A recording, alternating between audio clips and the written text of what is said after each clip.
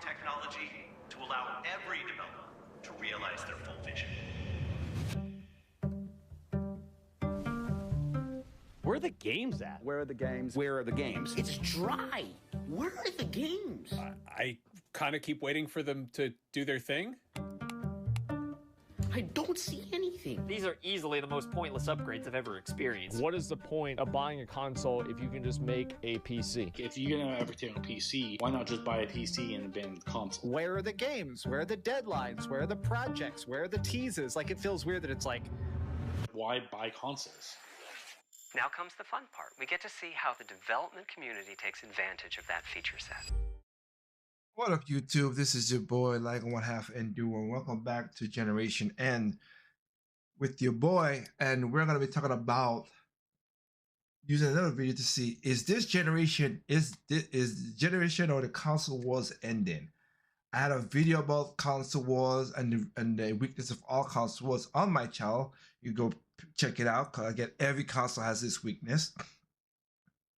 It's called preference. But I think we're losing the battle on a lot of things. So let's just get into the video. This one's gonna be one of the short ones. It's not a long video, but let's get into it.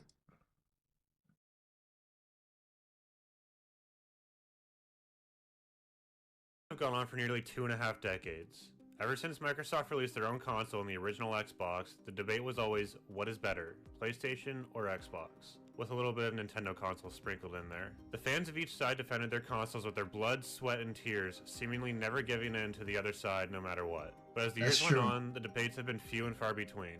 Everyone is comfortable with their favorite consoles, and with the inclusion of crossplay for almost every online game, there seems to be no reason for arguments over the superior console. But how did we get to where we are today, and what is the current state of the console wars? Well, that is what we're going to be exploring in this video. We'll start around the year 2000. Sony released their second generation console, just to give a reference, rightfully naming it the PlayStation 2. As many people know, this was huge for Sony, as it is still currently the best-selling console of all time. This could be in part that it could play DVDs and was one of the cheapest options to be able to do so. That was their gimmick to get it in. That's why I was loving the gamers on. Oh, the Sony didn't have no gimmick. Yes, it did. Stop it. Stop it. That was a gimmick. That was a gimmick to have DVDs. Also, they were not the first console to come out in that generation. It was a Dreamcast. And then PlayStation 2 came, and yeah, it literally kicked the Dreamcast to the curb. Now, it could have done music, yes. But it was also easy hackable. So was a PlayStation. It was easy hackable, but because of the DVD, people didn't really care too much about that. And another part being that it didn't really have much competition at the time. Fast forward a year later, and Microsoft released their own console called the Xbox, and Nintendo released their new console called the GameCube. There was quite a fierce competition here, with Xbox and GameCube selling upwards of 20 million consoles each, but Sony had a huge advantage already that would not allow Microsoft and Nintendo to catch up in this generation. This led to a determined Microsoft to come out bigger and better than Sony. Point taken, yes, but also again, most of the greatest games on that generation was on the GameCube.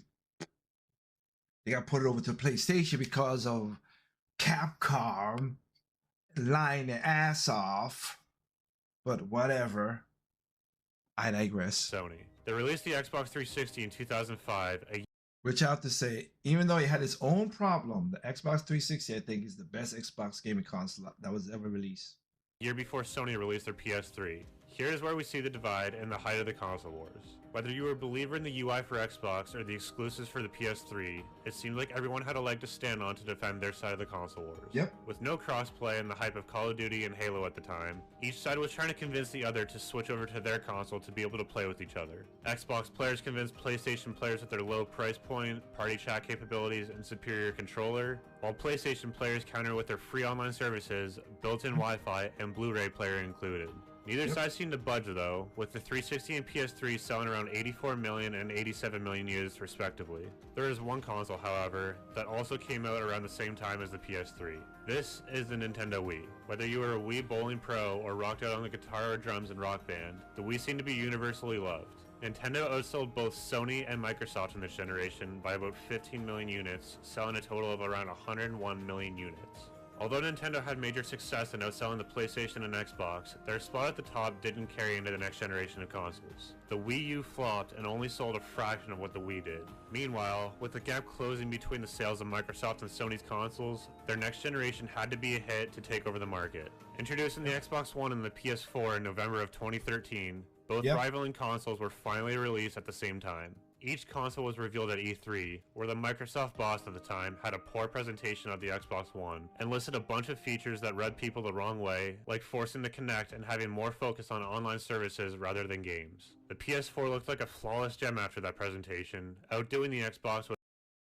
Again, let's not time hold. Matrix, yes, he did a horrible job on that. No efforts about that. But the PlayStation did the exact same thing as the Xbox One at the time. The only thing is they didn't announce it. They did the exact same thing, had the exact same problems as the Xbox One, but they just didn't probably show it and announce. So in many cases, Matrix, I'm happy that you kind of like told the truth up front. It's not a lie like the PlayStation, but it was one of those secrets you should have just hold. I'm more of a rather just tell the shit and get it over with person, but I get you. With more processing power, lower price tag, and exclusive games. This really reflected in the sales, with the PS4 selling over twice as many units as the Xbox One did. The updated models with the Xbox One X and the PS4 Slim closed the gap a little bit, but Microsoft's initial mistakes with the Xbox One cost them a sizable market share percentage. Now we're finally at modern day consoles, where we can talk about what is actually going on with these companies. But first we'll go over how their consoles have sold so far. Nintendo regained their top spot again with the Nintendo Switch, selling around 141 million units to date. Sony is currently in second with the PS5 at around 59 million units sold, and Microsoft is in last with a measly 21 million units sold, being outsold by their first console, the original Xbox. But what really hurt Xbox in this race is that their supply of consoles have not been meeting the demand, with PlayStation being way more accessible in stores. There are also more and more people moving to PC, which also features Xbox content, so that may contribute to their dwindling console sales. That's true. However, these console wars recently have seemed like less of a competition of success and more of a competition of who can get more negative press. Only a few weeks ago, a PC game called Escape from Tarkov recently shocked and upset their community by putting a massive $250 paywall for their new features of PvE. This was after they said a $100 bundle will give all the DLCs to players for free, so you can see why many people got upset over their greed. Sony saw this news and thought that they could do Wow, what a waste. The poor children. better. They released a game called Helldivers 2 back in February, which was one of the most successful games in recent memory.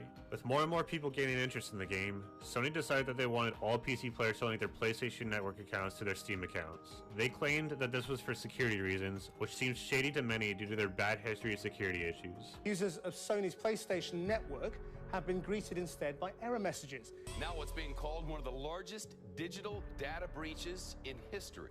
That Sony suffered an external intrusion, which forced their online network to shut down. Yeah, Sony says the personal information of about 75 million players may have been stolen. Many regions also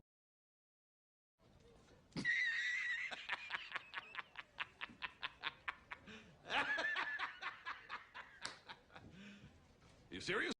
also don't have PlayStation Network access, which would make the game inaccessible to a large group of players that purchased the game. The game got over 200,000 negative reviews seemingly overnight, which led to an apology from the developer's CEO and had Sony revoke the update that would require the account linking. Seeing all the press that Sony was getting, Microsoft now wanted to get some attention of their own. They followed the Helldivers news very shortly after with the news that they will be shutting down 4 game studios. And that means that Xbox has now closed more studios than its released games this year. What? What the fuck? That is an embarrassing statistic. They are more likely to close a studio than they are to release a game at the moment. Among these studios was Tango Gameworks, which was behind Hi-Fi Rush, one of the most positively reviewed games made by Xbox in several years. Obviously, this left a sour taste in a lot of gamers' mouths. Why would they shut down a studio that made such a great game recently? The reasoning was listed in this Bloomberg article. It says that executives felt stretched too thin trying to manage every team. The studios had just released games and needed to staff up to be able to start work on new ones, and more cuts will occur at an individual level with staff offered severance packages within Bethesda proper. They also mentioned that leaders across these studios felt understaffed and decided to close down these studios to free up resources elsewhere. One day after Motherfucker. That don't even make no goddamn sense. After this announcement, Microsoft announced that they needed more smaller games like Hi-Fi Rush, which was made by one of the studios that they decided to shut down. At this Allow yourself to slowly get. You're freaking crazy! point, I personally have no idea if these gaming giants really know what they're doing anymore. Instead of fighting to be the best in the business, they seem to be fighting to dig the deepest hole of their graves. And I didn't even mention all the layoffs that both Sony and Microsoft announced somewhat recently. As for Nintendo, the only recent thing I've found for them recently is the new Paper Mario drama where everyone's pre-orders have been getting cancelled for unknown reasons. Other than that, everyone seems to be just anticipating when their next console will get released. Overall, I believe that the consoles appear to be declining fast, and I think that most people should be transitioning to PC whenever they get the chance to.